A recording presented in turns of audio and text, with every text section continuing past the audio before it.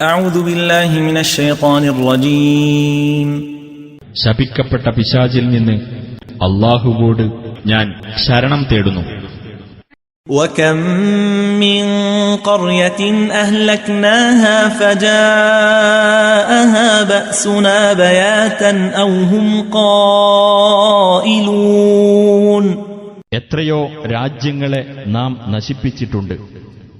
രാത്രിയിലോ അവർ ഉച്ചയുറക്കത്തിലായിരിക്കുമ്പോഴോ നമ്മുടെ ശിക്ഷ അവർക്ക് വന്നു ഭവിച്ചു.